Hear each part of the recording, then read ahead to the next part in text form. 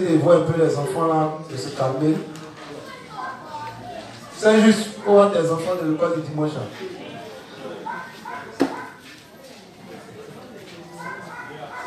Aujourd'hui, mercredi 28 septembre, nous sommes réunis ici encore à l'église pour continuer l'enseignement sur le réveil spirituel et l'examen de soi. Moi, c'est le serviteur Adobo Seka revient en 27 SNAS. Oui. Je suis chargé de vous entretenir durant toute cette semaine. Ça fait pratiquement 2 semaines que nous travaillons sur le même thème. Nous sommes à la 3e semaine. Je ne suis pas sûr que je ferai une 4e semaine. J'ai peur que vous soyez fatigués de voir mon visage. Donc on va se disposer, que le Dieu de paix soit avec nous pendant ce temps. On le remercie pour la rémission des péchés qu'il nous a donné par le canal de Jean-Baptiste. Par son sang qu'il a versé à la croix pour payer les prix pour nos péchés. À sa mort et sa résurrection, il a vaincu la mort et le celui des morts pour nous. Il est monté au ciel et nous envoie le Saint-Esprit comme gage pour attester que nous sommes fils de Dieu, filles de Dieu. Merci Seigneur de ce que tu nous as délivré de fausses doctrines, des démons et de Satan, et de ce que tu nous as rendu juste sans péché devant toi pour toujours. Amen. Merci Seigneur de me disposer chacun de nous à recevoir toutes les paroles qui seront données. Merci Seigneur, parce que tu continues à mettre tes paroles dans ma bouche, afin que je nourrisse ton peuple saint. Merci Seigneur de me donner les moyens à nos frères, à nos soeurs dans la foi qui sont loin et qui payent le transport pour venir. Que tu remplisses leurs poches afin qu'ils arrivent toujours à l'heure et qu'ils soient unis à l'église de Dieu. Je te remercie pour nos frères de la diaspora, de la France, de l'Italie, de la Tunisie et dans toutes les régions de l'Afrique qui sont unis à distance au travers d'Internet. Nous te prions qu'ils comprennent tout ce qui se fait ici et qu'ils posent des questions en relation avec le thème. Merci Seigneur de permettre que nous renoncions tous à nous et que nous aspirons tous au réveil spirituel. Merci de permettre qu'au sortir d'ici, chacun examine sa foi et que nous admettons ce qui est faux en nous et ce qui est bon en nous. Et que nous marchions en unité, dans la paix, dans la foi et dans la soumission. Merci Seigneur de ce que tu as permis cela. Amen. Amen. Question par rapport à l'enseignement qui a été fait hier. Il n'a rien compris de ce qu'on a dit hier. Qui a aimé ce qu'on a dit hier? Qui n'a pas aimé? Demande pourquoi tu veux. Il n'a pas aimé en toute franchise. Il est principe élève. Il n'y a pas de questions? Oui, prends le livre 16. Livre 16, page 127, paragraphe 3, jusqu'à la page 133, paragraphe 1, 2 et 3. Ceux qui ont noté le livre 16, c'est toujours dans le même canevas, c'est toujours le même thème. 127, paragraphe 3, jusqu'à la page 133, paragraphe 1, 2 et 3. Lecture. Maintenant même, vous devez examiner votre cœur attentivement pour voir si vous travaillez et servez comme il faut, comme serviteurs de Dieu. Si nous vivons nos vies de foi, les pensées fixées sur son service, nous faisons au moins une partie de ce que nous sommes supposés faire. Nous n'avons pas de quoi être fiers devant le Seigneur. Nous n'avons rien à offrir que nos insuffisances. Parce que nous sommes fondamentalement inappropriés par nature, nous sommes incapables de servir le Seigneur à la perfection et c'est pour cela que nous avons tant de limites et d'excuses. En dépit de cela, Dieu nous dit d'être fidèles jusqu'à la mort et par là, Dieu nous dit de travailler devant lui, établissant nos cœurs comme ses serviteurs. Un serviteur de Dieu est quelqu'un qui obéit à la volonté de son maître, au risque de sa vie.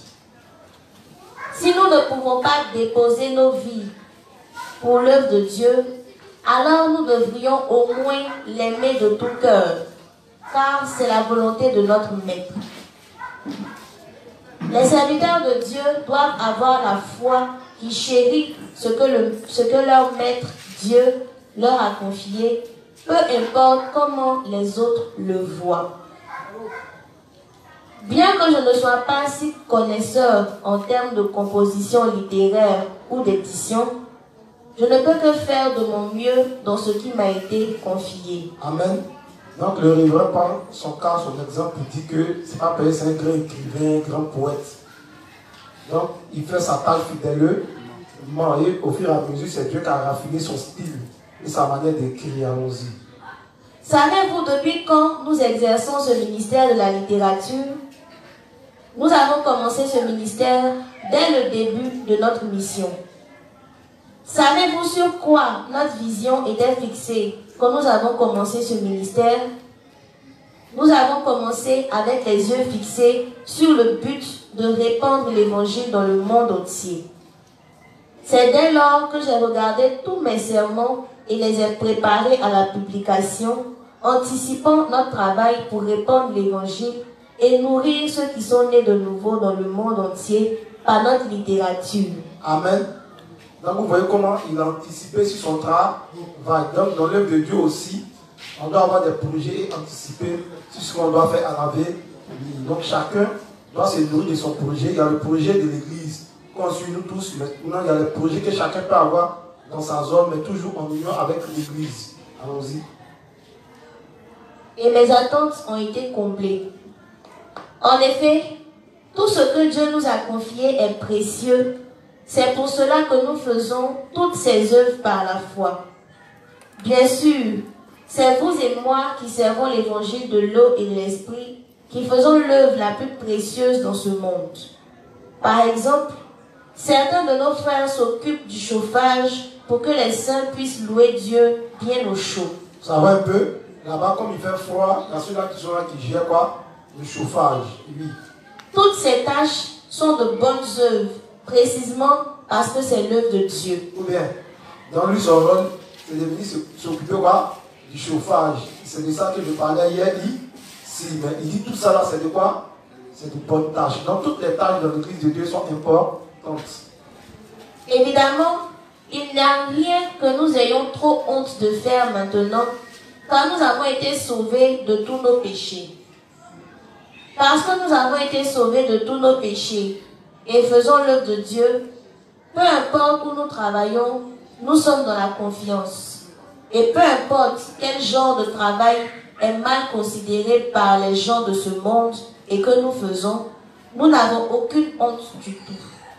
Au contraire, c'est des gens du monde dont nous avons pitié. Ils font pitié parce qu'ils n'ont pas rencontré le Seigneur. Tous nos ministres, frères, sœurs et ouvriers sont précieux. Parmi eux, ceux dont le cœur est disposé et établi comme serviteurs de Dieu sont encore plus précieux. Quand nous servons l'évangile de l'eau et de l'esprit, nos cœurs sont établis comme serviteurs de Dieu comme il faut. Et quand nous suivons le Seigneur, notre foi grandit pour devenir celle des serviteurs de Dieu et nous vivons donc par la foi. C'est pour cela que nous servons le Seigneur. Si nous suivions le Seigneur contre notre volonté, sans un tel cœur et une telle foi, alors il serait impossible de suivre le Seigneur jusqu'à la fin. On suit le Seigneur avec notre volonté, mais on le suit contre notre volonté. Voilà, donc chacun doit aspirer à faire sa tâche dans l'église de Dieu, peu importe la position où il est, à suivre le Seigneur de tout son cœur, de toute son âme. Ça va? Et c'est quand on fait cela que l'œuvre de Dieu peut être accomplie à notre niveau, peu importe la tâche qu'on nous confie. Sans la foi, il n'est pas facile de servir le Seigneur dans l'obéissance à son Église. Oui. Quand l'Église vous confie une certaine tâche, cela peut changer fréquemment. Et il se pourrait même que votre tâche disparaisse. Ou bien, donc quand on nous confie une tâche, qu'est-ce qui peut se passer? Ça peut quoi? Changer fréquent. Bon, tu peux être ici et puis on t'amène ailleurs. Ça va? Il faut relire et puis tu continues. Quand l'Église vous confie une certaine tâche, cela peut changer fréquemment et il se pourrait même que votre tâche disparaisse. Donc si un jour vous êtes occupé ici, qu'on vous dit non, on vous met là-bas, que vous vous fâchez, ça veut dire que vous n'avez pas compris ce principe-là. Et votre tâche-là peut finir par disparaître même au sein de l'église, cette tâche-là n'existe plus. Puis, on te met ailleurs. Ça va? Mais comme toi, dans cette tâche, tu te faisais beaucoup voir quand tu t'en mis ailleurs, tu trouves qu'on te gère mal dans l'église. Donc, c'est c'est des choses que les serviteurs doivent mettre dans leur esprit. Pour dire qu'ils peuvent être là aujourd'hui et puis on les enlève, on les assigne à une autre tâche. Peu importe la tâche qu'on vous met, vous devez être content, vous devez être fier de faire cette tâche fidèlement. C'est ça aussi, être serviteur de... On dit serviteur, c'est-à-dire tu es là pour servir. Et un esclave, tu as une serpillère de l'église. Serpillère n'est jamais propre. Ça va? Amen. Donc quand tu rentres, quand tu vois serpillère là, il n'y a rien de quelque chose que tu as envie de prendre, mais si tu dois parler du promener. Ou bien, donc un serviteur, ce n'est pas celui-là qui est honoré, mais un serviteur, c'est celui-là qui travaille pour les autres. Voilà pourquoi le Christ pourrait dire que celui qui veut être grand parmi vous, il sert quoi? Il sert les autres. Donc le plus grand dans l'église de Dieu, c'est celui qui sert. Et non celui qui sert, vit. Allons-y. Il se pourrait même que votre tâche disparaisse alors que vous y travaillez durement. Oui. Donc, dans de telles conditions, si vous ne travaillez pas par la foi, je comprendrai fort bien que vous soyez hors de vous. Ou bien, donc tu peux être là et m'attendre, bon, il faut t'asseoir ici. Tu n'es plus responsable de la zone du Maroc. Il faut t'asseoir et puis Akili me laissera rester et puis il se fâche. C'est que moi, il doit me voir. Ça va? Donc, tu peux être ici un matin, on te met mais on peut te dire, il faut t'asseoir. Et puis tu es fâché. Ça va? Allons-y. Et n'obéiriez plus du tout. Oui. Cependant, c'est parce que vous êtes serviteur de Dieu que vous rejetez ce genre de pensée rebelle et vous soumettez à la volonté du Seigneur. On dit cette pensée comment? Donc, si tu as pensé à quoi qu'on te dit, mon ami, tu m'as été rébellé à l'église, tu dis, vu, vous comprenez les personnes, vous voyez rébellion partout, oui. C'est pas nous on le dit. C'est les principes qui le disent. Si tu veux, il faut débattre les principes, c'est ton problème. C'est qu'elle est sûre, la parole t'a été donnée, elle témoigne comme toi. Allons-y. Tout comme l'apôtre Paul a vécu sa vie avec un cœur et une foi établie pour servir Dieu, oui. J'espère sincèrement que Dieu nous donnera aussi le même cœur. Oui. Ce cœur qu'ont ses serviteurs. Oui. Quand je regarde nos ministres et frères et sœurs, c'est leur cœur que je veux regarder en particulier. En particulier. Je peux alors connaître la condition de leur cœur sans avoir à parler avec eux intensément. Oui. S'ils sont serviteurs de Dieu, alors ils sont plus précieux que n'importe qui d'autre. Et même s'ils ont seulement reçu la rémission de leurs péchés comme cela, et n'ont pas encore établi leur cœur comme serviteurs de Dieu, je les aime toujours. Ou bien, donc tous les saints sont aimés, on vous aime tous. Quand le moment viendra d'établir vos cœurs pour servir aussi, on va continuer à vous aimer. Souvent dans l'église de Dieu, il y a d'autres qui mettent un temps pour tirer la ligne de la démarcation. Ils sont nés, mais ils traînent un peu les pas. Ça va? Donc on les aime tous. Peu importe la position que chacun a dans l'église, on doit se aimer et s'entraider. Allons-y. Il y a des gens à qui je demande seulement de fréquenter l'église de Dieu fidèlement. Il dit seulement de fréquenter. Ah, le juste, il faut venir à l'église. Lui qu'on ne fait pas des tâches, mais on fait tout. On veut qu'il soit quoi? Qu'il soit présent à tous les enseignements spirituels de l'église. Allons-y. C'est seulement quand je connais l'état de la foi de quelqu'un dans son cœur. C'est seulement quand il connaît l'état de la foi de quelqu'un dans son cœur que je peux le conduire comme il faut selon le temps approprié. Selon quoi? Le temps approprié. Vous voyez un peu, non? Donc soyons longanimiques, soyons patients envers nos frères, envers nos soeurs dans la foi. Apprenons à les connaître d'abord. Au fur et à mesure, on peut leur confier des tâches dans l'église. Ça va? Allons-y. Nous devons aussi apprécier le désir du cœur de l'apôtre Paul. Oui. Si nous cherchions à plaire aux hommes, cela ne pourrait que vouloir dire que nous ne sommes pas serviteurs de Dieu. Oui. Et nous devons savoir ce que le cœur de Dieu désire. Oui. À qui un serviteur de Dieu devrait-il vraiment plaire? Oui. Il devrait plaire à personne d'autre que Dieu lui-même. Un serviteur de Dieu doit plaire à qui? Donc si toi tu es serviteur, tu cherches reconnaissance des saints et tu cherches reconnaissance dans le monde, il faut te revoir. Tu peux t'effacer, c'est de tes yeux qu'on parle. Qui a dans une photo de Révérend? Qui a dans une photo de Matthieu? Qui a dans une photo de Paul? Qui a dans une photo de Jésus? Donc eux ils se sont effacés, c'est les yeux qui parlent à leur place. Donc on doit s'effacer pour que nos yeux aussi témoignent de notre foi. Et c'est Dieu, on dit, Dieu nous a rendu juste devant qui? Devant lui, parce que la Bible dit que vous allez prêcher. On est juste devant qui? Un que c'est devant les hommes. Amen. Allons-y.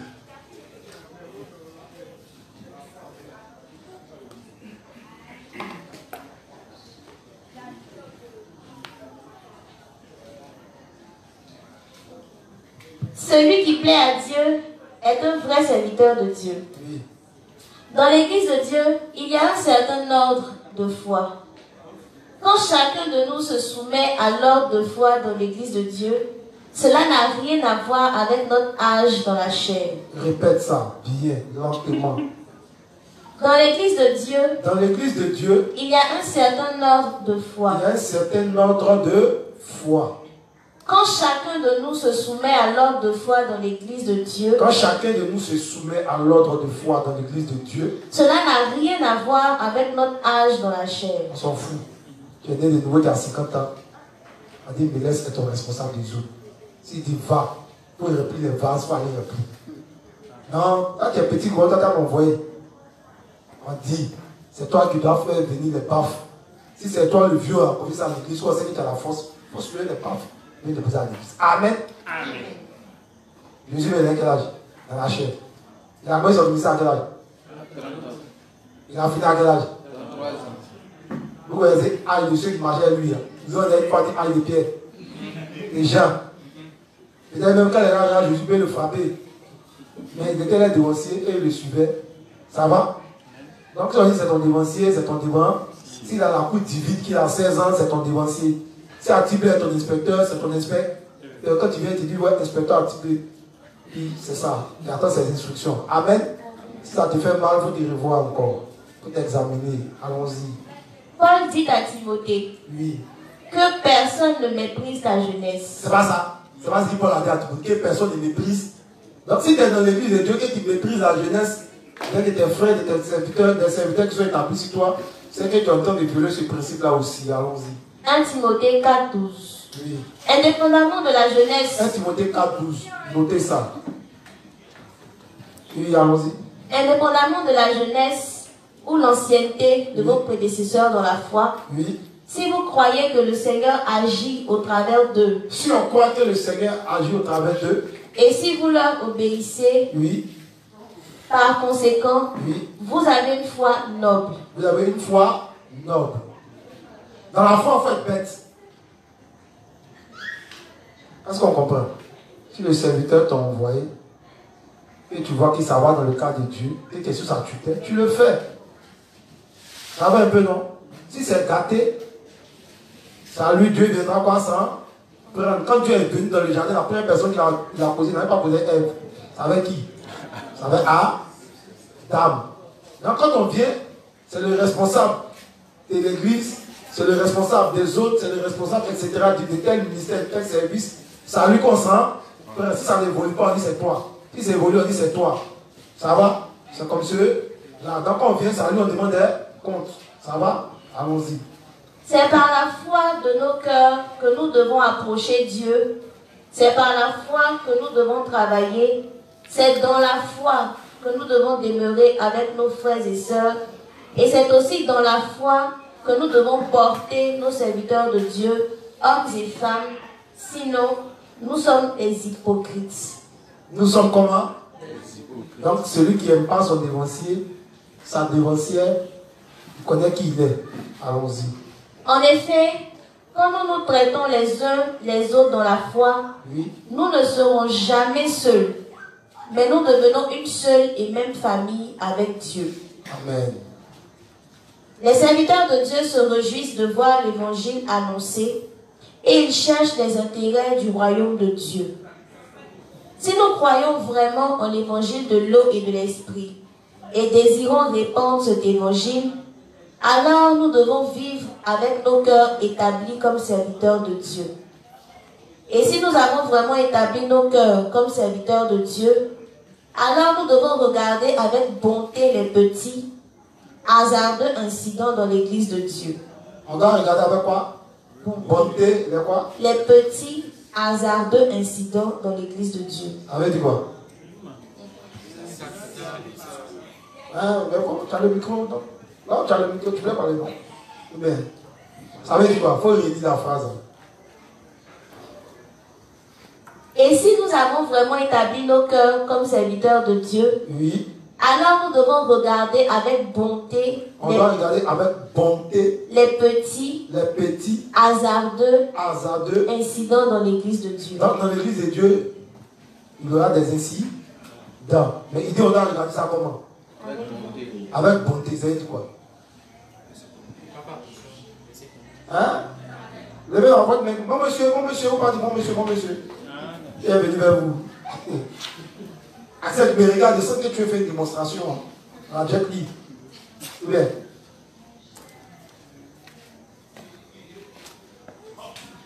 Bonsoir le juste. Bonsoir le juste Axel. C'est-à-dire de ne pas faire attention, voilà, regarder comme un truc signifiant quoi. Merci. Ça va? Il a parlé simplement, hein. Mais tu veux renchérir.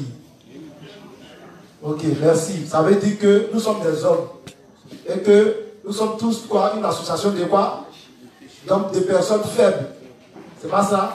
Donc forcément, nos faiblesses, nos limites seront révélées dans l'église de Dieu, étant les serviteurs, et quoi? Les saints de nous vaut. Mais si chacun, on doit se juger les uns les autres, se déchiqueter, se marcher dessus les uns les autres, alors ça ne sera pas bon. Le texte de Jean est clair. Si tu vois un frère qui commet un péché qui ne mène point à la mort, il faut prier pour ce frère. Mais nous, au contraire, on est les premiers à exposer la nullité de nos frères. On se comporte comme quoi? Comme car. On prend ça là, on s'en fait un virage. D'abord, vous mettez béret. L'inspecteur chef qui n'est pas ce mot béret. Hein. Et puis on prend ça. Tu as vu, c'est oui, il a vu sortir un coup de goudron. Comment le père est responsable de la zone des cités vertes? Un pasteur en formation qui boit pour tout. Ça va un peu, non? Et puis tu prends ça, tu communiques. L'autre fois aussi, prend l'actif son Zender. Tout le monde active son Zender. Et par Bluetooth, c'est long, donc c'est Zender. D'autres qui prennent ça aussi, ils appellent ça par WhatsApp. Et dit que c'est des affairages, quoi. En fonction de la connexion de chacun, ça va vite. Quand tu as un content. Ton problème a pris toute l'église. Quand ça arrive à courir même. Pourquoi? Il y a une chose qui est claire, c'est que les faiblesses, quand tu viens révéler les faiblesses des gens qui sont partagés, Dieu aussi a mis pour toi force. Dans ce moment, tu vas voir. Et puis pour toi, ça sera pire que pour les autres. Amen. Donc arrêtons de nous juger les uns les autres. Si quelqu'un vient faire affaire et tu dis, c'est ton problème. Quand tu les rejettes une fois, deux fois on le rejette, il pense qu'il aura accepté, il aura les bérets, comme vous le dites, les affairages, il va garder ça pour lui même. Allons-y. C'est là ce qui est bénéfique à l'œuvre de Dieu. Oui. Alors nous devons le faire par la foi. Les gens pensent habituellement qu'un serviteur de Dieu doit vivre une vie d'intégrité immaculée, sans aucun reproche, de pauvreté, honnête et de sainteté.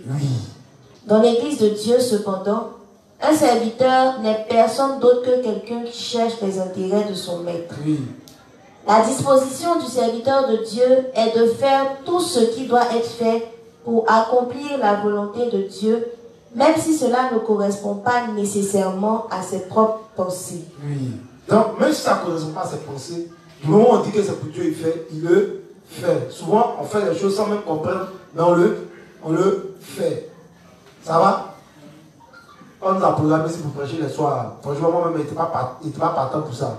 Ah, on prêche dimanche, on prêche, nous allons venir prêcher. Mais quand on a commencé, on a accepté, nous-mêmes, on a vu que ça nous fait du bien. Mais ça ne nous fait pas du bien. Mais ça nous fait du bien, non? On apprend nous tous, et puis on voit qu'il fallait ça quand même pour corriger beaucoup de choses dans notre foi. Ça va? Donc, il y a plein de choses qu'on peut nous dire de faire qu'au départ, on ne comprend pas. Et quand on accepte de faire par la foi, alors, il y a du succès dans la chose. Allons-y, c'est fini. Quand nous servons le Seigneur, des incidents imprévus arrivent parfois. Mais Dieu travaille avec des gens qui sont insuffisants comme nous. Ou bien, allons-y. C'est pour cela que nous sommes encore plus reconnaissants. Aucun de nous ne peut faire l'œuvre de Dieu sans faute dès qu'il commence. Ou bien, aucun de nous ne peut faire l'œuvre de Dieu sans faute dès qu'il commence. Donc, les serviteurs font des erreurs, le leader fait des erreurs, les inspecteurs font des erreurs, tout le monde fait des erreurs. Mais c'est de savoir, quand tu es clair, quand tu te dis que c'est pas bon, il faut admettre à la lumière des écrits, tu es corrigé, et puis progresser. Mais c'est quand tu fais les erreurs qu'on te corrige et tu dis non, tu discutes, tu te bats. Ok, non, tu livres à Dieu. Allons-y. Notre Seigneur lui-même n'est pas inconscient de cela. Oui. Il regarde à nos cœurs pour voir s'ils ont ou non été établis comme serviteurs de Dieu. Et si seulement nous avons ce cœur et cette foi, alors le Seigneur comble tous nos besoins pour que nous puissions accomplir l'œuvre de Dieu. C'est comme ça. Comme c'est ainsi que la volonté du Seigneur s'accomplit, ses serviteurs ne peuvent que se réjouir de cela. Oui. Chaque jour, je reçois des nouvelles du département des missions relatant des témoignages de salut et des nouvelles de nos partenaires venant du monde entier. Oui. À chaque fois que j'entends ces nouvelles, je suis si reconnaissant pour le privilège de servir le Seigneur. Je réalise, même lorsque nous dormons, le Seigneur agit toujours. Tant de gens ont lu nos livres et reçu la rémission de leurs péchés, et ils nous envoient maintenant leur témoignage de salut. Comme le Seigneur dit qu'il ne doit pas, il agit vraiment inlassablement. À chaque fois que je pense à cela, je remercie encore plus le Seigneur et je m'incline devant lui et lui demande de m'utiliser encore davantage pour cette œuvre précieuse du Seigneur. Parfois, nous remercions Dieu de nous faire porter plus de fruits que ce pourquoi nous avons travaillé. Bien que de temps en temps, nous nous trouvions doutants, nous avons reçu beaucoup plus de bénédictions que nous n'en avons servi, et c'est pour cela que nous sommes si reconnaissants au-delà des mots. Un serviteur est quelqu'un qui cherche les intérêts de son maître, non les siens. Vous et moi devons établir nos cœurs comme serviteurs de Dieu et vivre nos vies pour chercher les intérêts du Seigneur. Effectivement, il y a des frères et sœurs qui se sont vraiment offerts à Dieu pour vivre comme ses serviteurs. Amen. Ces serviteurs et ouvriers, hommes et femmes, sont précieux. Bien sûr, toute âme est précieuse. Il n'y a parmi ceux qui sont nés de nouveau, d'eau et d'esprit, personne qui ne soit pas chéri. Tous sont précieux parce qu'ils sont nos frères et sœurs, ouvriers du royaume de Dieu et membres de Jésus-Christ. Amen. Celui qui se prévaut de lui-même, comme s'il était un grand poisson dans un petit bocal, est quelqu'un qui n'a pas compris quel doit être le cœur d'un serviteur de Dieu. On comprend cette parole-là. Pour aider. Pas le français ou le monsieur. Ne pas dire pas le courrier. Allons-y. Celui qui se prévaut de lui-même. Celui qui a une haute opinion de lui-même. Comme s'il était un grand poisson dans un petit bocal, est quelqu'un qui n'a pas compris quel doit être le cœur d'un serviteur de Dieu. Donc, quelqu'un qui est dans l'église, qui est serviteur, mais qui est trop gonflé, qui a une haute opinion de lui, pour lui, il est trop grand pour être à cette place-là, ou bien pour être dans cette église. Il dit qu'il n'a pas le cœur d'un serviteur de Dieu. Donc, un serviteur de Dieu doit être humble. Il doit être doux. Ça va? Allons-y. Nos ministres se rassemblent parfois et demandent conseil aux dirigeants principaux de l'église demandant. Oui. Voilà ce qui est arrivé dans mon église. Oui. Que dois-je faire? Que dois-je faire? Donc, ça, c'est un principe. Normalement, quand on gère une zone, que ça ne va pas, on doit venir consulter. Ça va? On doit être toujours en harmonie avec ceux, nos prédécesseurs dans la foi qui ont aussi eu des quoi? Des zones. Moi, je me rappelle, quand le pasteur Clark, on l'a mis à Trincheville. Il voulait pleurer. Il dit, bah, il est là, les inspecteurs sont là. Et puis c'est lui, on a jeté lui sur le on a jeté lui sur le Trincheville. Toujours il venait, à mon agence, il venait, ah, le père, vraiment, c'est chaud là-bas. Le frère met ses choses sur lui. Ou parti, il va au bus. Mais il était parti, il a fait l'œuvre de Dieu. À chaque fois, il venait, il consultait, il prenait un conseil. Aujourd'hui, il est là, même pas sa carte. Vous êtes combien maintenant? C'est pas non. Ah, au départ, il était combien? Au départ, il était 5, non? Mais parmi les 5 là, si lui n'avait pas établi son cœur, vous pensez que Dieu allait attirer les hommes et partir de l'église à Trincheville? Non, mais le terrain était dur, il est là. Peut-être un jour, il va vous rendre son témoin. Il n'a pas regardé à ce qu'il a ou il n'a pas. Il n'a pas regardé à l'argent qu'il avait. Mais quand même, il a accepté dans l'obéi. Censé à chaque fois, il venait consulter ceux qui avaient des expériences dans ce domaine-là. La gestion quoi?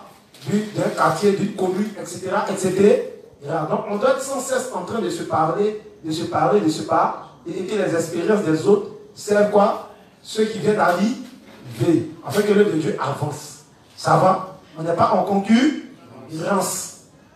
Je ne suis pas en concurrence, c'est la zone de l'inspecteur Assel. L'inspecteur Assel n'est pas en concurrence, c'est la zone de l'inspecteur Cédric. Je dis toujours que c'est Satan qui est toujours en train de classer les gens. Donc, si on est serviteur, qu'on a cet esprit, ce n'est pas bon, on doit corriger. Si tu vois une zone qui n'avance pas, alors à toi d'aider cette zone à avant. C'est Amen. Il n'y a pas quelqu'un qui est fort dans l'évangile de l'eau et de l'esprit. C'est quand on établit nos cœurs à servir Dieu, alors que Dieu se charge de lui donner les talents, les moyens humains comme financiers pour que l'œuvre de Dieu et l'Église soient bâties dans toutes les zones de projet. C'est de faire de la Côte d'Ivoire un lieu où pilule l'évangile de l'eau et de l'esprit. Ça va? Donc l'Église appartient à nous tous. Il y a simplement un ordre de foi qui est établi dans l'Église qu'on doit marcher selon ce ordre de foi. C'est tout. Amen. Allons-y. Nous nous consultons aussi au sujet de l'évangélisation et partageons les tâches désignées entre nous. Oui. Le fait que l'on me confie juste une tâche, quelle qu'elle soit, est en soi un sujet de reconnaissance. Amen. Toutes ces choses sont faites pour trouver le moyen, le meilleur et le plus approprié de servir l'Évangile. Peu importe ce qui nous arrive, ce qui compte, c'est d'annoncer l'Évangile fidèlement. L'Église de Dieu regarde toujours en avant, fournit une vision et établit les bonnes stratégies pour travailler. Elle regarde en avant, elle fournit quoi? Une vision. Et puis quoi? Établit les bonnes stratégies pour travailler. C'est simple, allons-y. Cependant, quand toutes ces œuvres doivent être entreprises, l'Église discerne d'abord si elles correspondent à la volonté de Dieu. Toujours. Une fois qu'elles doivent être exécutées, nous nous appuyons toujours sur Dieu et l'accomplissons avec des prières constantes. Toujours consulter le livre de l'Éternel. Toujours consulter le livre de l'Éternel avant de faire toute action spirituelle dans l'Église de Dieu pour voir si ça cadre dans la volonté de Dieu. Ça va? Allons-y. Si les serviteurs de Dieu sont trop attachés aux possessions matérielles, alors ils ne peuvent pas vivre en serviteurs. Qu'ils soient riches ou pauvres, un serviteur est toujours un serviteur. Un serviteur est toujours un serviteur. Nous sommes des gestionnaires. Les gestionnaires sont supposés gérer correctement, puis laisser les choses derrière eux. Le cœur d'un serviteur s'intéresse seulement à l'avancement de l'Évangile. Vivons donc le restant de nos vies comme serviteurs de Dieu, plaçant notre foi en l'Évangile de l'eau et de l'Esprit, puis allez nous tenir dans la présence de Dieu. J'ai confiance que tout comme vous avez vécu par la foi jusqu'à présent, vous continuerez de vivre par la foi à l'avenir. Dans les jours à venir, nous ne devons jamais perdre notre disposition de serviteurs de Dieu, ni chercher notre propre bien-être et notre propre gloire. Mais nous devons nous consacrer nous-mêmes à l'œuvre de Dieu et vivre nos vies de foi, et vivre nos vies par la foi entièrement pour sa justice. C'est alors seulement que nous pouvons marcher avec Christ et vivre nos vies en union avec lui. Amen. Amen. Qu'est-ce qu'on n'a pas compris ici? Qu'est-ce qu'on n'a pas compris ici?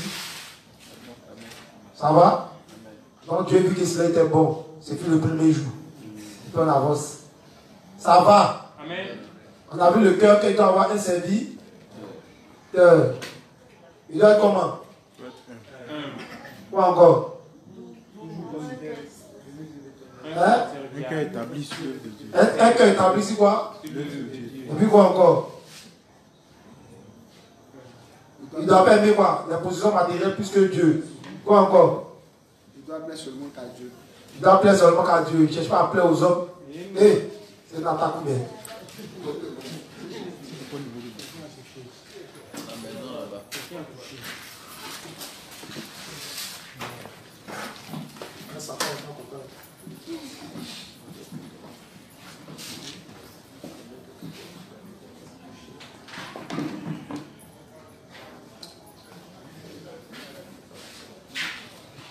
Dieu dit que la meilleure soirée, la meilleure fut. Il a dit, ce fut le premier jour. Ok.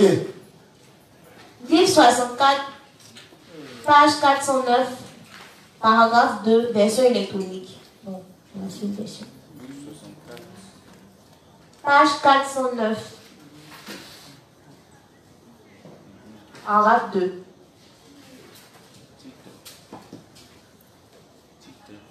On va lire, on va trouver un titre.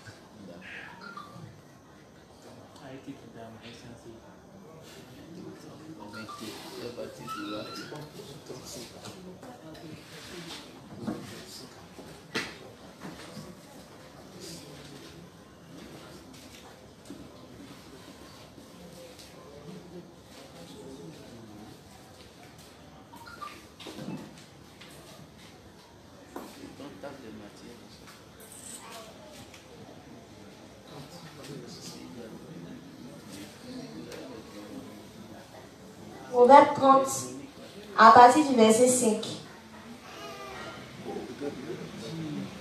Toute parole de Dieu est éprouvée. Il est un bouclier pour ceux qui recherchent en lui un refuge. N'ajoute rien à sa parole de peur qu'il ne te reprenne et que tu ne sois trouvé menteur. Je te demande deux choses. Ne me les refuse pas avant que je meure. Éloigne de moi la fausseté et la parole mensongère. Ne me donne ni pauvreté, ni richesse. Accorde-moi le pain qui m'est nécessaire. De peur que, dans l'abondance, je ne te renie et ne dise, qui est l'Éternel? Ou que, dans la pauvreté, je ne dérobe et ne m'attaque au nom de mon Dieu. Ne calomnie pas un serviteur auprès de son maître, de peur qu'il ne te maudisse et que tu ne te rendes coupable. Il est une race qui maudit son père et qui ne bénit point sa mère. Amen.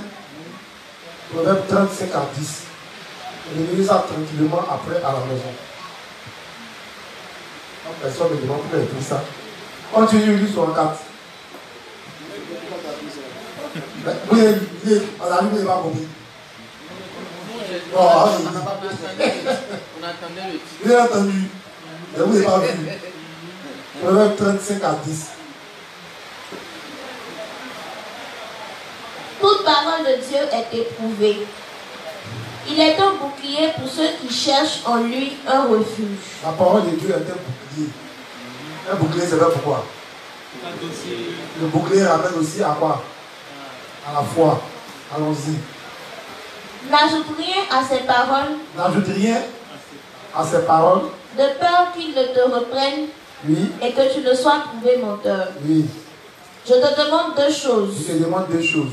Ne me les refuse pas avant que je meure. Ne me les refuse pas avant que je meure.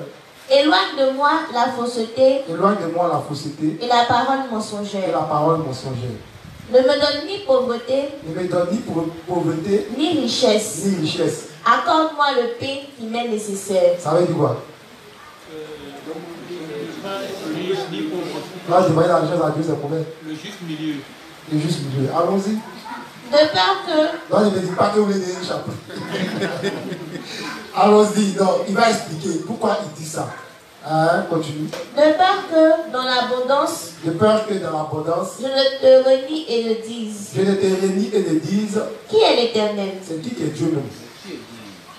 Ou que dans la pauvreté... Ou que dans la pauvreté... Je ne dérobe et ne m'attaque au nom de mon Dieu. Oui, et puis je me plains. Ah, parce que quand tu as trop d'argent, à un moment donné, tu peux être hautain et te détourner de Dieu. Quand tu es trop pauvre, que ça chauffe aussi, à un moment donné, tu peux trop te plaindre pour dire, mais Dieu reste même. Donc voilà pourquoi Dieu donne ce genre de paroles-là. Allons-y. Ne calomnie pas un serviteur auprès de son maître. Oui. De peur qu'il ne te maudisse. Oui. Et que tu ne te rendes coupable. Oui. On voit un peu l'enseignement qu'on est en train de faire, un peu résumé dans ce texte que j'ai donné. On comprend pourquoi il n'y a plus ce texte maintenant. Tout est résumé là-dedans. Ça va? Vous présentez nos cœurs, vous demandez comment on doit prier à Dieu aussi. Ça va? Bien. 264, version électronique. Et il pleut. Dans quel climat? Page 409. Variation climatique et aliments. Allons-y. Aujourd'hui, nous devons nous examiner et voir si Dieu est avec nous ou pas. Ah, c'est l'examen de soi toujours à la lumière des principes. Allons-y.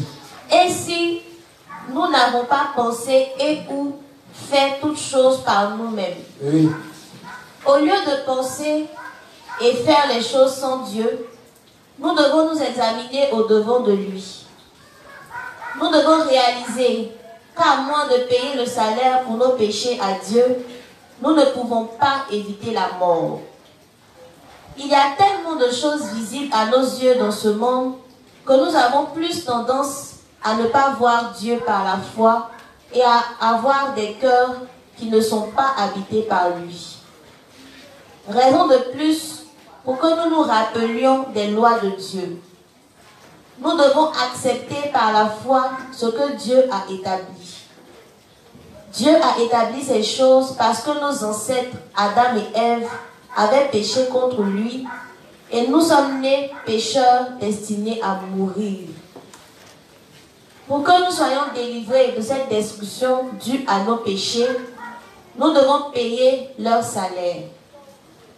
Cela signifie que nous devons d'abord nous connaître en prenant conscience de quel type d'être nous sommes vraiment. En d'autres termes, nous devons comprendre qui nous sommes vraiment de nature avant même de considérer nos pensées et nos actions. Amen. Page 419, le paragraphe 3. Il est si merveilleux que nous communions les uns avec les autres, comme il est écrit dans Psaume 133, verset 1. Voici, oh, qu'il est agréable, qu'il est doux pour des frères de demeurer ensemble. Bien que nous ayons tous nos propres défauts, si nous marchons en unité avec les frères et sœurs, Dieu nous guidera sur le chemin de la justice par le biais de ses serviteurs rachetés. Dieu nous guidera sur le chemin de la justice pour l'amour de son nom. C'est parce que son nom est avec nous qu'il nous guide sur le chemin de la justice. Nous devons avoir la foi. Nous devons unir nos cœurs. Quoi qu'il arrive, que nous vivions ou mourions, nous devons nous unir. Nous ne devons jamais être arrogants en essayant de nous élever et en rabaissant les autres. Les églises mondaines sont pleines de ces vantards. Nous ne devons jamais permettre que cela arrive dans l'église de Dieu. Aucune œuvre dans l'église n'est accomplie par une personne. Ou bien, aucune œuvre dans l'église n'est accomplie par une personne. Et dans d'autres ouvrages, il dit qu'on n'a pas besoin de Superman. Ça va? Allons-y. Tout ce que nous faisons, nous le faisons ensemble. On tombe à la page 422, paragraphe 2. Page 422, paragraphe 2. En effet, vous pouvez vous unir correctement à l'église de Dieu seulement si vous écoutez attentivement vos leaders, unissez vos cœurs aux leurs et connaissez leur vision. Vous ne pouvez pas être un avec l'Église aveuglément sans connaître sa volonté. Amen. Si tu viens à l'Église sans connaître la volonté de l'Église, sans connaître le bruit de l'Église, tu es un églisier, comme pasteur me dit. C'est-à-dire que tu viens chauffer les bancs. Tu dois être capable de savoir où on va, où on est quitté, qu'est-ce qu'on a fait, qu'est-ce qu'il reste encore à faire. Ça va? Ça va? Donc si on ne savait pas là, mettez-vous à jour, actualisez-vous. Allons-y. Il y a trop de personnes dans l'église de Dieu qui sont rabaissées spirituellement. Qui sont-elles? Ce sont des gens qui marchent par eux-mêmes au lieu de se conformer aux principes. Ils marchent par eux-mêmes au lieu de se conformer quoi? Aux principes. Dieu nous a donné ces principes pour notre vie de tous les jours. Pourquoi Dieu a donné les principes? Hein? C'est pour notre vie de tous les. C'est pas pour un jour, c'est pas pour 2 mois. C'est jusqu'à ce que tu meurs dans l'évangile, bien sûr. Allons-y. Il nous a clairement dit que quoi que nous fassions, quoi que nous mangions et buvions, nous devons faire toutes choses pour sa gloire. Nous devons donc marcher en unité dans tous les aspects de notre vie pour la gloire de Dieu. Nous devons abandonner nos propres pensées si c'est pour la gloire de Dieu.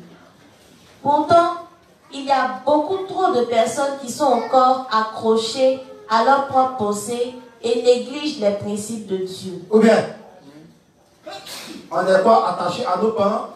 Et puis on fait quoi? On néglige. On néglige pas les principes.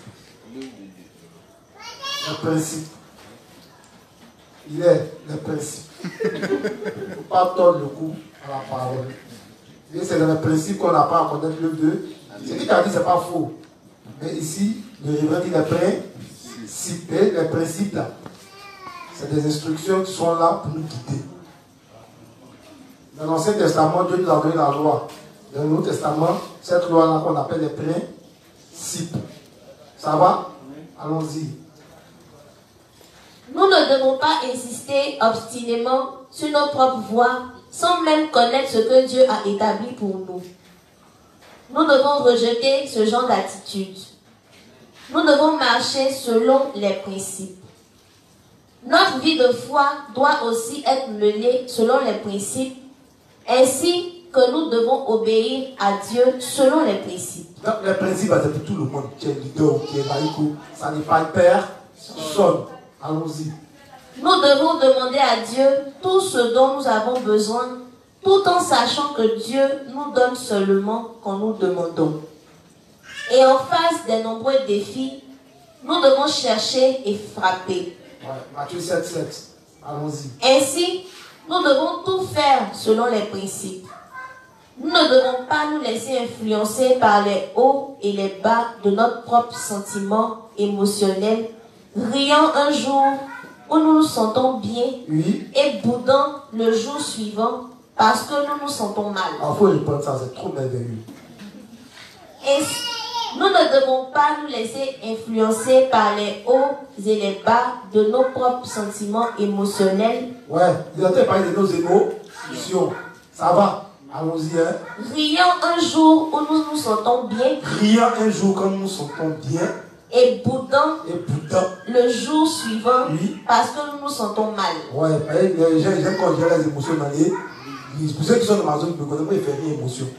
Si tu viens que ton faisais serré, il ne t'a pas forcé à venir. Là, si ta tâche, il t'a donné là, tu vas faire ça devant moi. Ça te plaît, tu bouges dans ton cœur, je m'en fous. Quand tu n'es pas d'humeur, il faut laisser chez toi. Ça va? Chacun a ses peaux. Si chacun doit venir exposer ses problèmes pour être fâché ici, là, on ne va pas s'entendre. Ça va un peu, non? D'autres allaient pour eux, ils n'ont pas mangé. D'autres n'ont pas payé leur loyer. D'autres c'est ça, payer les femmes, elles sont parties quelque part, elles les ont quittées. D'autres, chacun a ses problèmes ici. Donc si on a de nos problèmes pour venir enseigner, faire l'œuvre de Dieu, on ne va pas s'en sortir. C'est quand ça va chez toi, c'est content. Si, dis, c'est comment? Dès que ça va chez toi maintenant, mais ça ne va pas avec ta manière de penser en même temps. Nous, on a subi tout, on ne subit rien ici. C'est le principe, c'est le principe. Allons-y. Qui a-t-il à aimer ou à détester devant Dieu? Nous devons tout faire selon les principes de Dieu. Donc, quoi que tu fasses, tu le fais selon la gloire de Dieu. Faire selon la gloire de Dieu, ça veut dire faire tout à l'image des principes. Ça va? Allons-y. En tant que serviteur de Dieu, oui, nous devons faire les courses de Dieu en connaissant sa volonté. Donc, si tu ne connais pas la volonté de Dieu, est-ce que tu peux faire ces courses? Tu regardes ton beau marché. Tu ne connais pas la parole, tu vas parler de détails là-bas. C'est comme on m'envoie de pays. Tu ne connais pas la volonté et tu t'es réduit au marché. Donc, l'obéissance, ça même, ça appuie sur la volonté de. La connaissance de la volonté de Dieu, ça appuie. Pour être obéissant, il faut connaître la volonté de Dieu d'abord. C'est ce qui t'amène à être obéissant. Ça va? Donc, l'obéissance est accompagnée de connaissance des volontés de Dieu. Ça va? L'obéissance est accompagnée de connaissance des volontés de Dieu.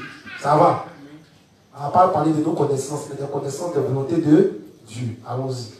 Nous devons croire selon que Dieu a établi ses principes. Oui. Croire selon ces règles est la meilleure chose que nous puissions faire. Oui. Vivre nos vies selon les règles de Dieu est aussi la meilleure chose à faire. Si Dieu a tracé un chemin pour nos vies, alors ce chemin est le chemin de la vérité. De nombreux chrétiens qui prétendent vivre une vie de foi ne connaissent pas ces principes. C'est pour cela que ces gens n'ont aucune idée de ce qu'ils doivent faire. Ils croient selon leurs propres souhaits, précisément parce qu'ils n'ont pas la loi établie par Dieu dans leur cœur. Ou bien, après ces jours, a dit le Seigneur, je mettrai quoi? Les lois quoi? Et je vais écrire où? Allez, les Hébreux. C'est juste. Après ces jours, le Seigneur dit quoi? Les Hébreux 10. Je mettrai quoi? Hein? Ah, d'accord. Allons-y, vous laissez. Tout le monde est hébreu ici. On n'a pas assez de temps. Vous voyez que dans l'Ancien Testament, il est écrit que Moïse a gravé la loi sur les tablettes, quoi. Les pierres, c'est pas ça. En parallèle dans le Nouveau Testament, ces pierres-là, c'est nos cœurs. Sur lesquels nous devons graver la loi des principes. Est-ce qu'on comprend? Voilà ce qui ça signifie. Donc on doit graver ces principes dans nos cœurs. Ça va? Allons-y. Ils croient selon leurs propres souhaits, précisément parce qu'ils n'ont pas la loi établie par Dieu dans leur cœur. Tout le monde doit toujours suivre la volonté de Dieu, y compris nos ministres. Tout le monde, sans exception. Tu es inspecteur, il faut t'incliner. Tu es pasteur en formation, il faut t'incliner. Tu es responsable, il faut t'incliner. Tu es laïque, il faut t'incliner. Allons-y. Quoi qu'ils fassent, qu'ils organisent une réunion de réveil comme celle-ci, oui, organisent des réunions de prière, oui, ou prennent toute autre décision, oui, ils doivent obéir à la volonté de Dieu. ouais. Ils doivent d'abord demander ce qui plairait à Dieu et ensuite suivre la voie qui plaît le plus à Dieu. Oui. Quand ils prennent une décision ensemble selon les principes, ils doivent prier pour cela et agir selon elle. Ils seront alors bénis On dit par pas une Dieu. décision selon quoi? Toujours les principes. Médite. Et le livre de la loi ne s'éloigne jamais de. Médite le nuit et jour. Amen. Donc les principes ne s'éloignent point de nous. On doit les méditer nuit et jour. Amen. Allons-y. Ils seront alors bénis par Dieu. Oui. Plusieurs de nos ministres sont ici aujourd'hui et je leur demande particulièrement de bosser cette leçon par cœur. Amen. Amen. Prenez, écrivez et ne bossez pas par cœur. Allons-y. Ceci n'est pas une pensée d'homme. Oui. Notre ministère n'est pas quelque chose qui peut être fait selon nos propres volontés. Ouais. Nous devons plutôt prier pour notre ministère, décider ensemble et le mener dans l'unité. Amen. Ce n'est pas quelque chose que nous pouvons faire selon nos propres pensées humaines. Nous continuons de vivre selon nos propres volontés dans plusieurs aspects de notre vie. C'est pourquoi il est plus qu'important que nous apprenions les principes de Dieu durant cette semaine. Ces principes de Dieu nous apportent tant de réconfort, de force et de courage. Ou bien, moi ça m'apporte. Et vous? Ça nous apporte aussi. Ils vont dire quoi? Ça va? Donc quand les principes vous sont présentés, quand on vous dit ah faites ceci, nous-mêmes quand on nous dit faire ceci à la lumière des principes, on doit tous s'incliner, on doit fléchir genoux vis-à-vis des principes, c'est pour notre bien à tous, c'est pour nos bénédictions. Les bénédictions dans nos vies dépendent de nous. Ça va? Si nous connaissons la volonté de Dieu à la lumière des principes, nous serons tous bénis corps et âme. Allons-y.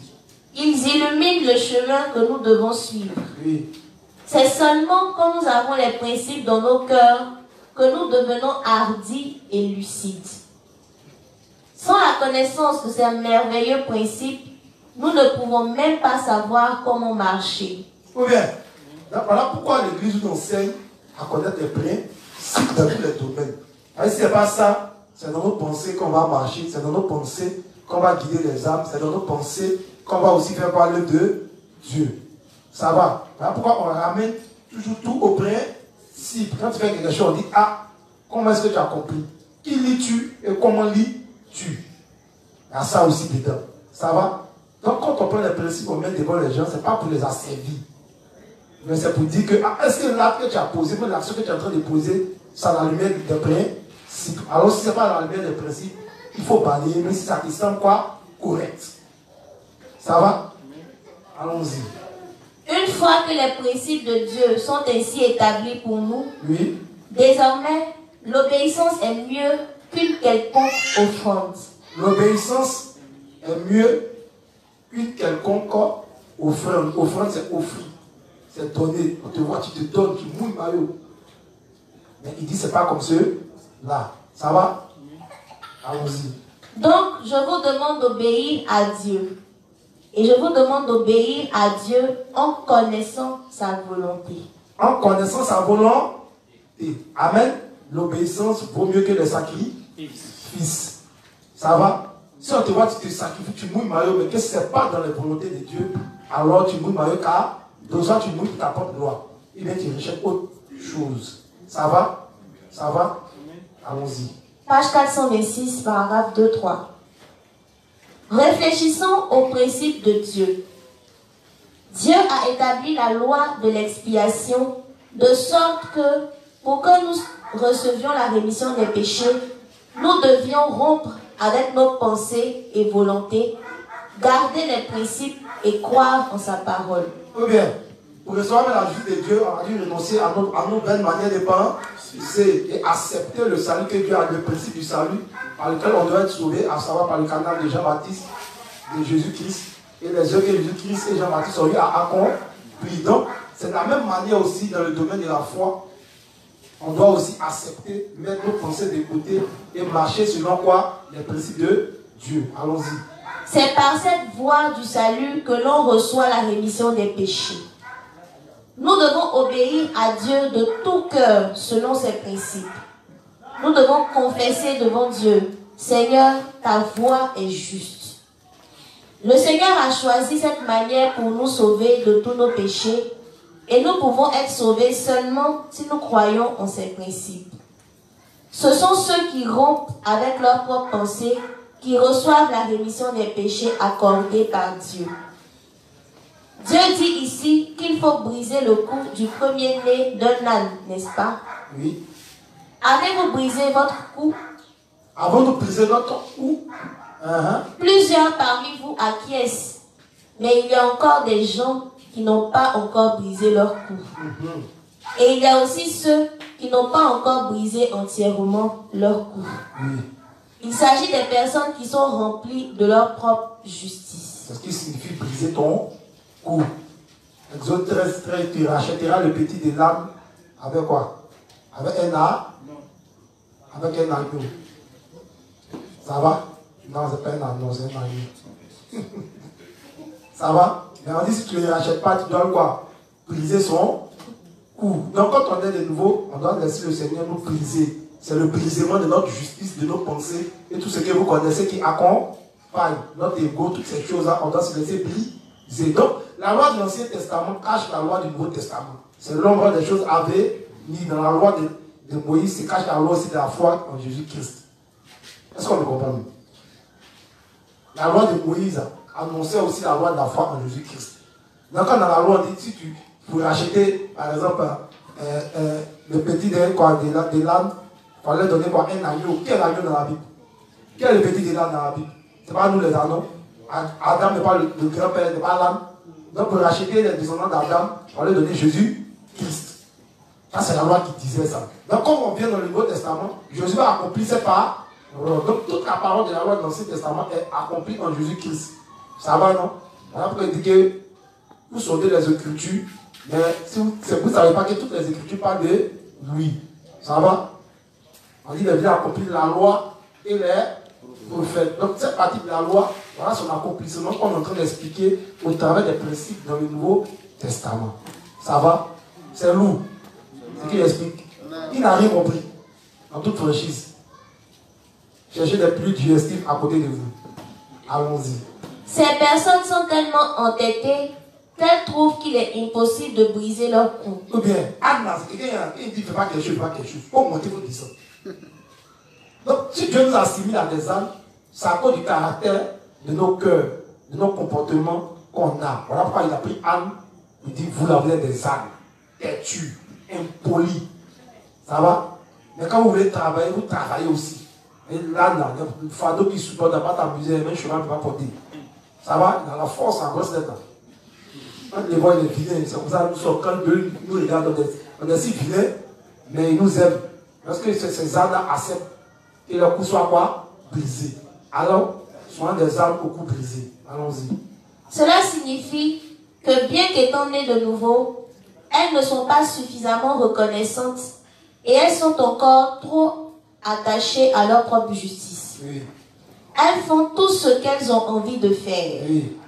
Elles pourraient avoir une excuse si elles agissaient ainsi par ignorance. Si au moins par ignorance, tu faisais les choses. Hein? Tu vois, on peut t'excuser, on peut dire, ah c'est normal, comme sa voix est jeune, c'est comme ça. Mais si tu le fais volontairement, ça fait peur, allons-y. Mais si elles marchent selon leur propre volonté, Oui. bien que connaissant les principes de Dieu, les principes de Dieu, mais cette âme-là décide de marcher selon ses propres volontés. Hein? Alors Dieu brisera absolument leur cou. Forcé. Donc si tu ne veux pas te laisser casser, Dieu, qui a cassé les reins de Jacob, mais son couteau, mais son quoi là? Qui a cassé? On dit Jacob a lutté Dieu. Jacob, comme le voyez, c'est pas Dieu. Hein? Tu veux pas, ton rein sera brisé. Quand tu es brisé, que Dieu peut te bénir, tu briser. Alors tu t'appelleras plus Jacob, tu t'appelleras Israël. Amen. Allons-y. C'est ce que Dieu voulait dire par le fait de briser le cou d'un âne. Oui. Savez-vous ce qui nous rend plus anxieux quand nous menons nos vies de foi devant Dieu? C'est le dégoût de soi-même qui résulte de la pensée selon laquelle nous ne sommes pas dans la vérité et que nous sommes perdus. Nous nous disons, Dieu est juste et tout ce qu'il a établi pour nous est juste. Mais qu'en est-il de moi? C'est à cause de ce genre de pensée qu'il nous est difficile d'admettre que nous avons tort et que nous sommes effectivement des pécheurs.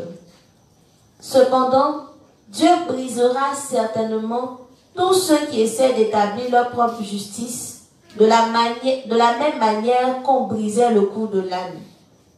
Il est très important que nous réalisions tous cela. Amen. C'est fini? Amen. Page 428.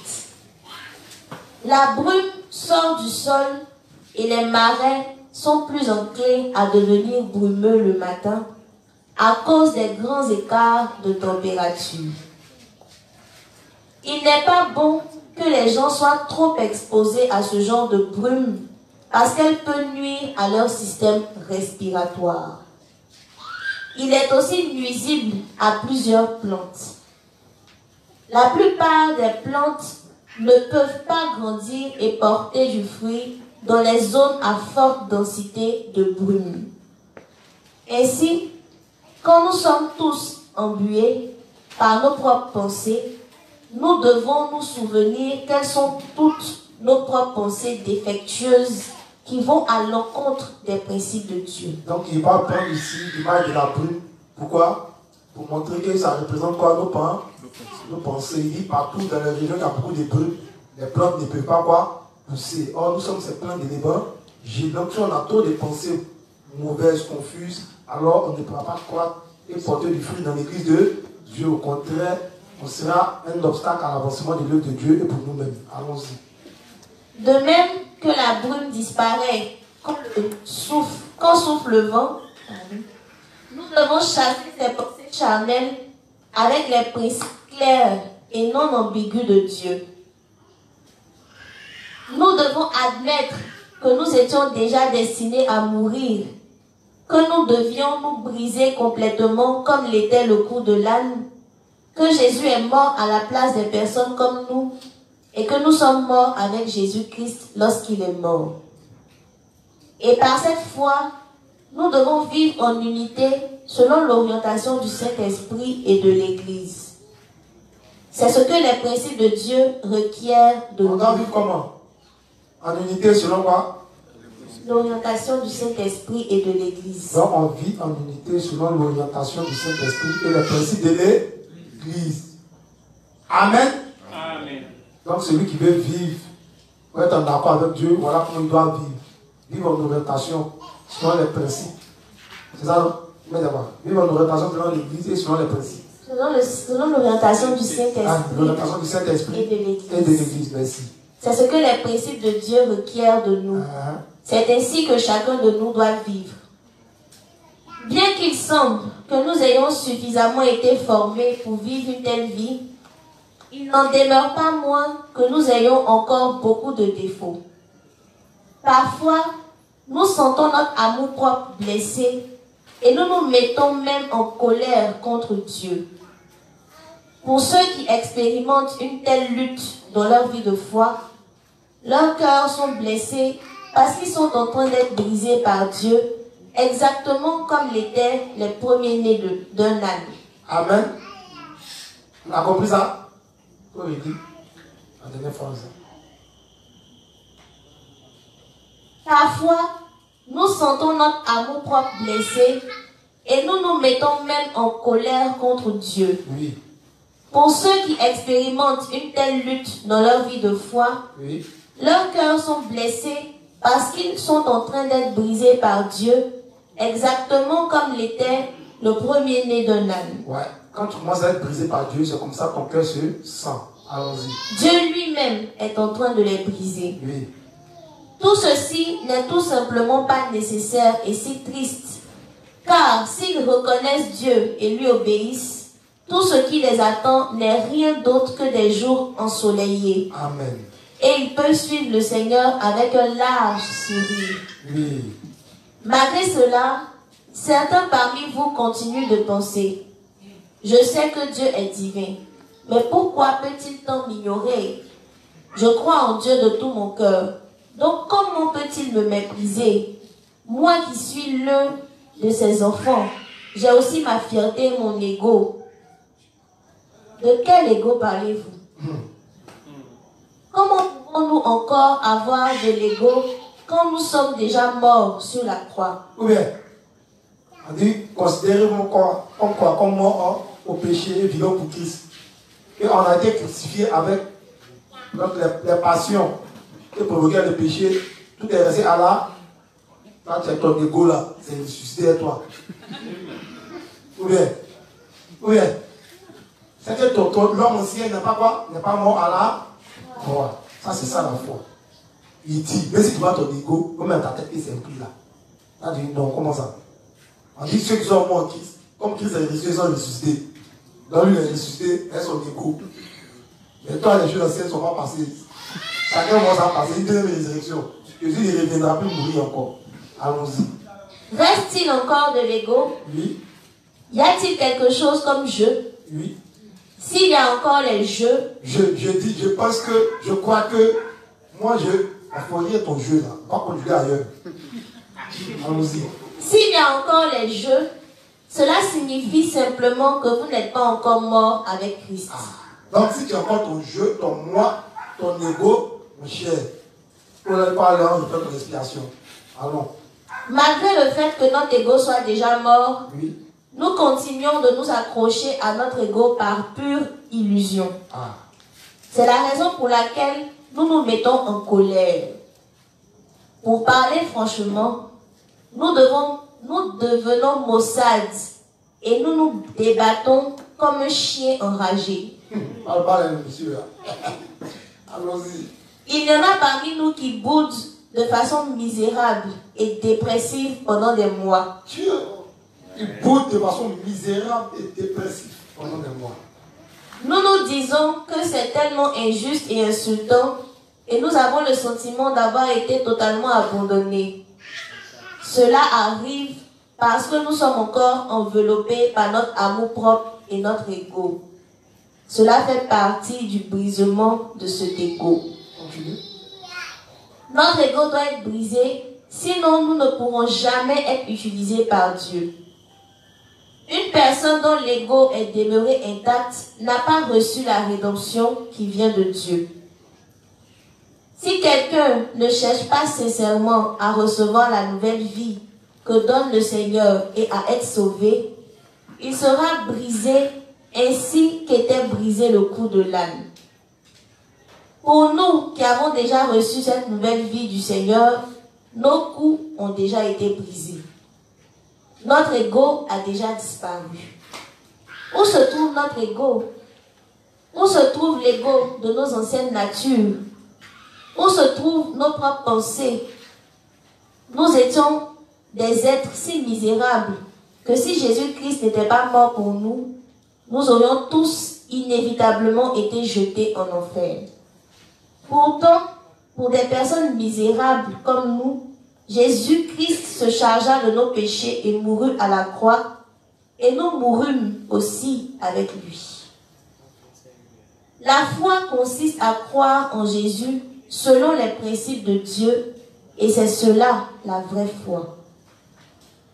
La foi consiste à accepter ce que Dieu a fait pour nous exactement comme il l'a institué, reconnaître et obéir à cette œuvre du salut. C'est vraiment une bénédiction d'être gouverné par la loi de Dieu. Donc, on a un mot par les principes. Ça va? Allons-y. Vous devez donc lui obéir au lieu de tout décider par vous-même. C'est ainsi que vous pouvez être un avec Dieu et avec l'Église née de nouveau. Amen. Cependant, pour que l'Église soit parfaitement établie, nous devons d'abord briser nos coups. Notre Seigneur a brisé nos coups. Il nous a sauvés. Il a tué tout ce que nous possédions. Malgré cela, il y a encore parmi nous des gens qui sont attachés à leur propre fierté, trompés par Satan, qui leur fait croire qu'ils ne sont pas encore morts. Amen. Amen. Donc si tu te remarques que tu es dans ce contexte-là, ça veut dire que lui qui a été blagué, c'est Chétan, Satan. Ça va? Ce brigand, ce voyou, c'est lui. Et comme aussi on aime ça, donc on fait un lui et puis on devient des partenaires de Satan dans l'église de Dieu. Allons-y. Pensez-vous être les seuls à souffrir? Cela n'est qu'une illusion. C'est une illusion. Nous n'avons plus nos anciennes natures qui sont toutes passées. Oui. Quand vous admettez toutes ces choses, vous pouvez alors obéir au Seigneur et guider correctement vos frères et sœurs. Quand les frères et sœurs qui suivent vos traces se battent, quand les frères et sœurs qui suivent vos traces se battent contre leurs incapacités à se briser et souffrent en conséquence, vous pouvez leur dire, Oui. cela se passe dans vos pensées. Oui. Votre ego n'y est plus. Oui. Ce n'est que votre propre conscience et votre propre entêtement. Que dit la parole de Dieu? Elle dit que nos anciennes natures sont passées. Même si nous nous mettons en colère et nous accrochons opiniâtrement à notre propre voix lorsqu'on ne s'occupe pas de nos anciennes natures, la réalité, c'est que nos anciennes natures n'existent plus. Commencez d'abord par vous briser. Quelqu'un qui s'est une fois brisé peut le refaire aisément. Comme toute chose, vous avez besoin d'être formé à cela. Oui. Cela ne diffère du fait d'enseigner vos enfants à saluer poliment les grandes personnes.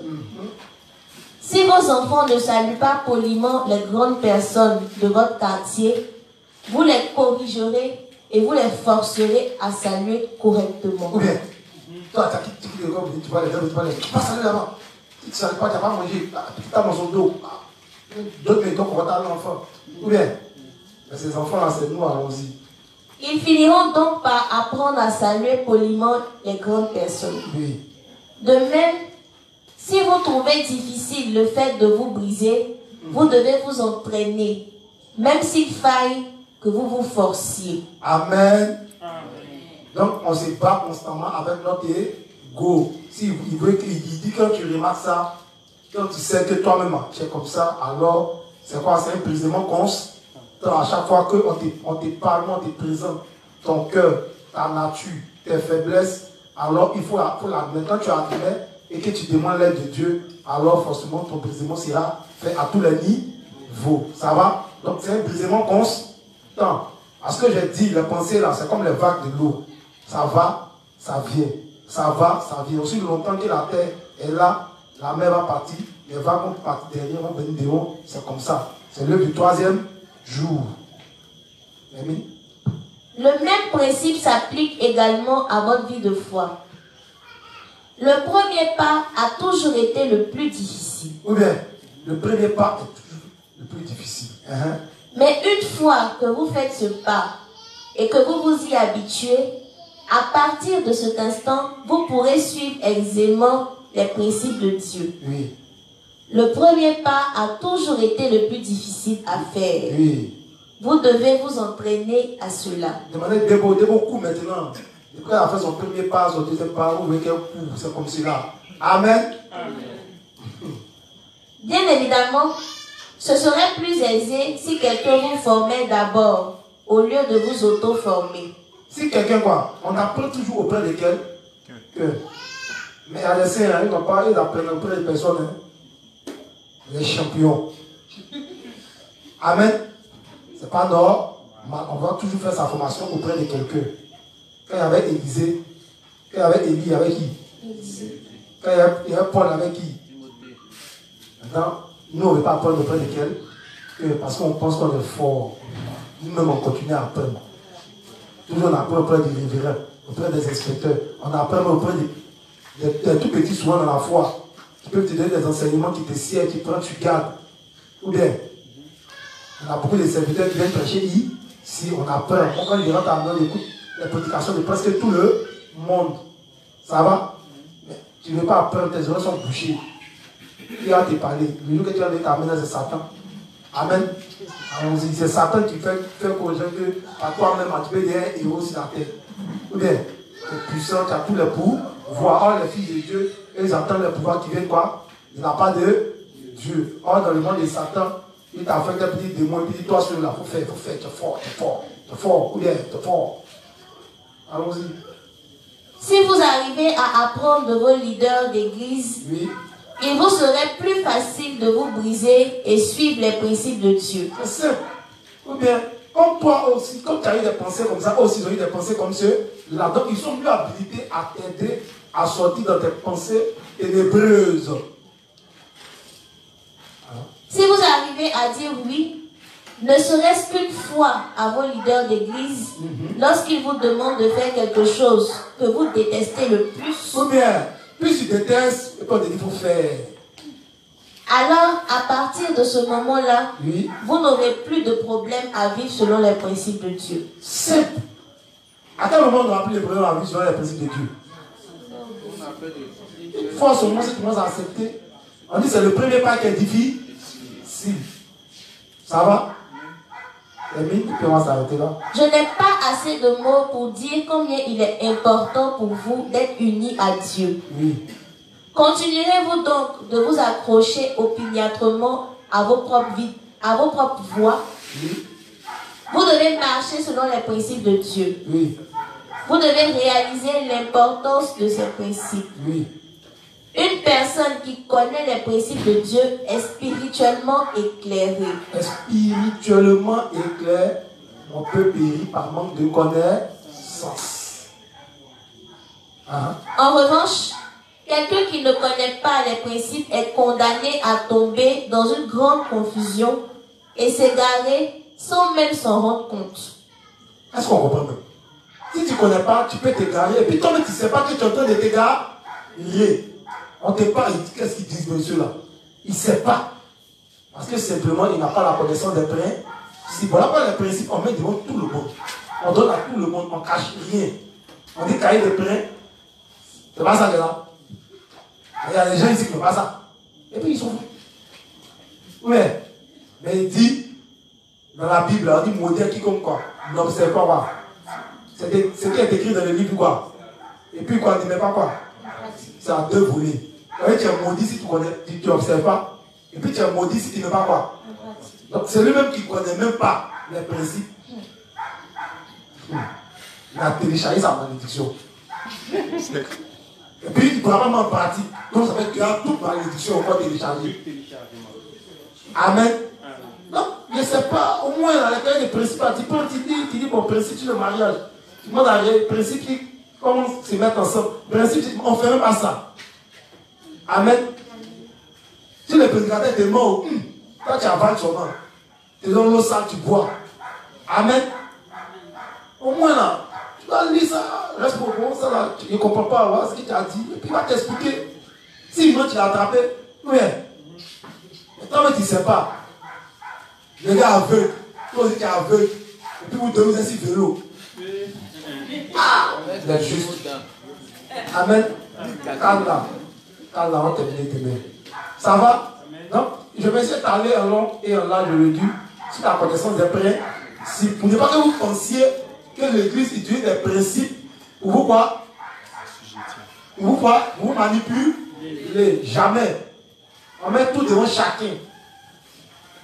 On dit, Dieu dit, je mets devant toi quoi? Le bien et puis quoi? Mais je te conseille de choisir quoi? Ça va un peu, non? Donc le principe, là, on met devant chacun, on donne à chacun, on présente à chacun, on prêche là-dessus. Et c'est valable pour nous tous, tant les serviteurs que le peuple de Dieu. Amen. Il n'y a pas de questions? Une question en ligne. Allons-y, allons rapidement.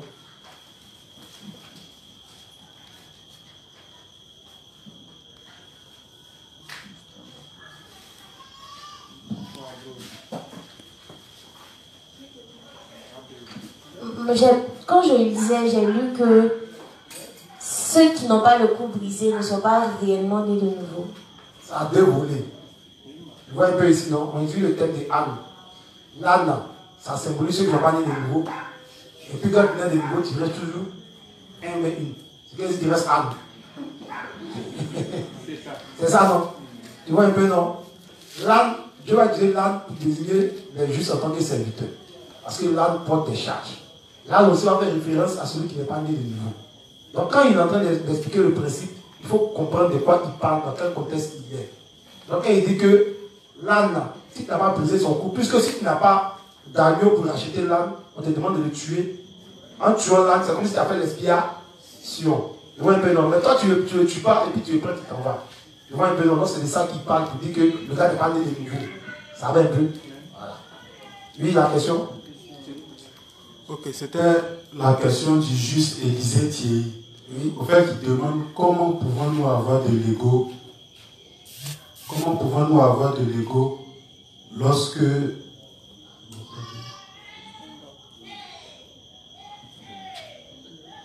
voilà, lorsque nous sommes morts en Christ? Mais il dit, on dit la vie de foi, on dit considère-toi comme mort au péché.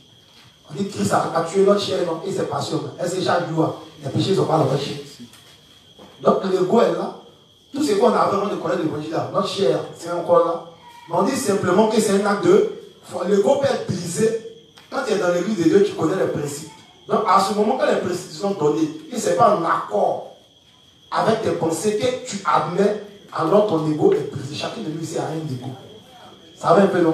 Nous-mêmes, on est ici à la chair, on parle maintenant de notre ego. Mais notre ego là, on met ça de côté quand l'autre nous est quoi? L'autre nous est quoi? Donné dans l'église de Dieu. L'ego là, c'est ton moi. C'est ta fierté intérieure. Il y a des gens dans l'église qui n'aiment pas qu'on les donne des autres. Il y a des gens dans l'église qui n'aiment pas être gouvernés.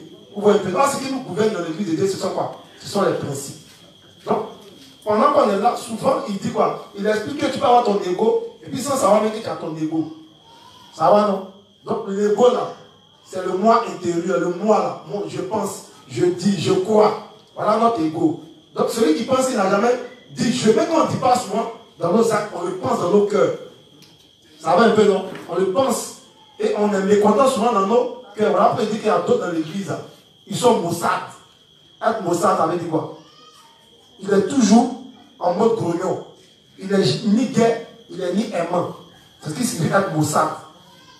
Ça va un peu, non? Donc, peu importe ce qu'on lui dit dans l'église, tu le regardes. Il n'est jamais d'accord avec quelque chose. Quand tu vois son visage, il n'est pas content des autres qu'on lui donne. Souvent il manifeste, souvent il ne manifeste pas. Donc on dit c'est une personne maussade. Ça va donc? C'est-à-dire qu'il est encore attaché à son ego. Ça va? Donc s'il m'a suivi, j'espère qu'il m'a compris. Donc sur ce, on va s'arrêter là pour aujourd'hui. Si vous avez des questions, vous les gardez d'entrée des mains. On va répondre. Donc que le Dieu des justes vous bénisse. Qu'il continue de nous donner la force à être unis à l'église de Dieu et qu'il leur accompagne chacun sur le chemin du retour. Au nom du Seigneur Jésus-Christ, j'ai prié. Amen. Amen.